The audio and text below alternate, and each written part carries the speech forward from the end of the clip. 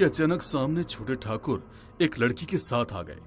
लड़की ने घूंघट किया हुआ था, इसी कारण उसकी शक्ल नजर नहीं आ रही थी, मगर उसकी वेशभूषा देखकर लग रहा था कि किसी गरीब घर की लड़की है जिसे बहला फुसलाकर कुंवर साहब अपने साथ लेकर आए हैं। उन्हें इस तरह किसी लड़की के साथ देखकर बड़े ठाकुर हैरानी से उनकी ओर देख रहे थे। बाबा साहब, ऐसे क्या देख रहे हैं? ये आपकी होने वाली छोटी दुल्हन है मीनाक्षी, इस हवेली की नई मालकिन। भोलाराम, शादी की तैयारियां करो, 15 दिन बाद हमारी शादी है, तब तक ये हमारी हवेली में मेहमान की तरह ही रहेगी। भोलाराम, इन्हें उनका कमरा दिखाओ। अब क्या करना है मालिक, बताइए। करना क्या है, तुम्हें तो पता है कुंवर जिद के कितने पक्के हैं। वह शादी जरूर करेंगे, मगर इस बार शादी यहाँ नहीं होगी, शादी हमारी पुरानी हवेली में होगी, ताकि गांव वालों को इस शादी के बारे में कोई भनक ना लगे। जाओ जाओ, जाकर वहां की साफ सफाई करवाओ। हवेली में बहुत ही तेज दम घुट जाए इतनी बदबू आ रही थी। हवेली में जगह जगह बड़े बड़े जाल और धूल का अंबार था। बंद पड़ी हवेली में कुछ मरे हुए जीव जंतु भी निकले। बड़े मालिक को भी ना जाने क्या जचा कि सालों से बंद पड़ी हुई हवेली की साफ सफाई करवा रहे हैं। मरे हुए जानवरों की कितनी गंदी बदबू आ रही है यहाँ। एक बात कहें मुनीम जी, ऐसे माहौल में कोई काम तो नहीं कर सकता है। हाँ, मगर काम तो करना ही होगा ना, वरना बड़े मालिक का गुस्सा जानते हो कि नहीं। भोलाराम नौकर से बात कर ही रहा था कि तभी अचानक एक नौकर जोर से डरकर भागता हुआ आया। बाहर कटा हुआ सिर था, कटा हुआ सिर। ऊपर के कमरे में किसी का कटा हुआ सिर है। क्या बकवास कर रहे हो? कटा हुआ सिर कोई जंगली जानवर देखा होगा। नहीं मुनीम जी, सच में ऊपर एक सिर है। नौकर के कहने पर सभी लोग डर जाते हैं। सब धीरे धीरे ऊपर जाते हैं तो तभी लाइट चली जाती है। सभी टॉर्च की रोशनी में उस कमरे पे पहुंचते हैं। वहां वे टॉर्च की रोशनी में देखते हैं तो उनके होश उड़ जाते हैं। 5 सिर हवा में घूम रहे थे, 5 सिर माथे पर ओढ़नी, बैंदा, बड़ी सी बिंदी और नाक में नथ। वे सिर जोर जोर से अट्टहास कर रहे थे। भोलाराम और नौकर डरकर पीछे हटने लगते हैं। तभी कमरे का दरवाजा बाहर से बंद हो जाता है। गेट खोलने की कोशिश करते हैं मगर गेट नहीं खुलता। तुमने हमारा कुछ नहीं बिगाड़ा है, मगर हमें बदला लेने के लिए तुम्हारी मदद चाहिए। मदद? कैसी मदद? मैं क्या कर सकता हूँ उसमें? हम लोग कुंवर साहब की पत्नियां हैं, हमें मुक्ति चाहिए। कुंवर साहब की पत्नियां यहाँ कैसे? वो लोग तो उन्हें छोड़कर चली गई थी ना। हम लोग कुंवर साहब को छोड़कर नहीं गए थे, उन लोगों ने हमारी बलि चढ़वा दी। तांत्रिक के साथ मिलकर कुंवर साहब ने हमारी बलि दी है। हमारी आत्मा भटक रही है। वो फिर से शादी कर एक और मासूम को मौत के घाट उतार देगा। हम उसे ही खत्म कर देंगे।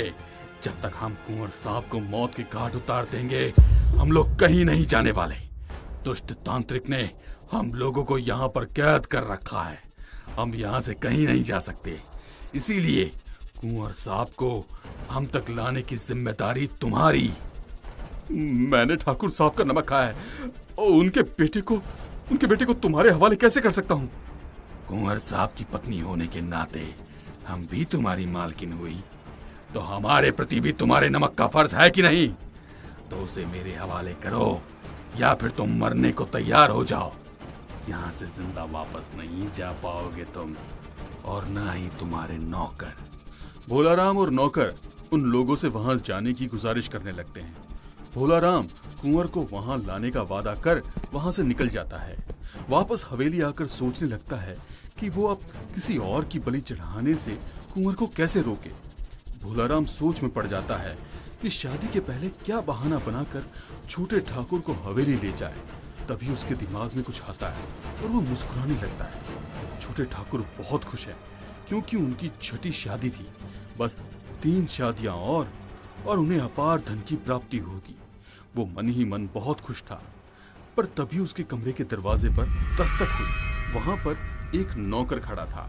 मालिक, गजब हो गया, होने वाली मालकिन वो कमरे से गायब है। गायब हो गई?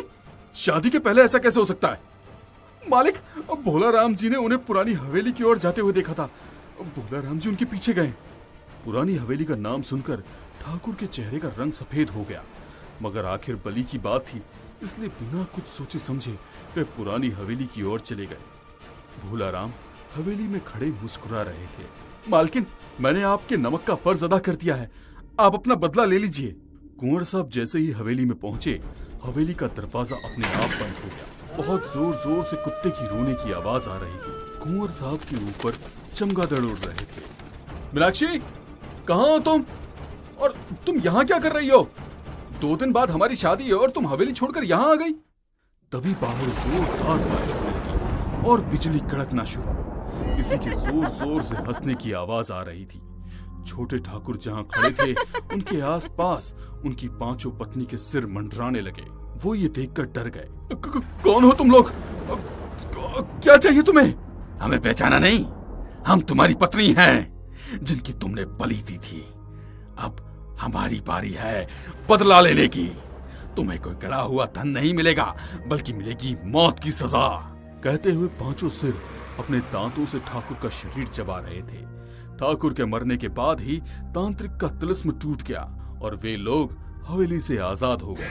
हवेली से आजाद होने के बाद 5 का दुल्हन का लिबास पहने बिना सिर का धड़ शरीर तांत्रिक के पास जा पहुंचा और 5 धड़ ने अपने बड़े बड़े नाखून से तांत्रिक और उसके चेलों का शरीर नोच खाया।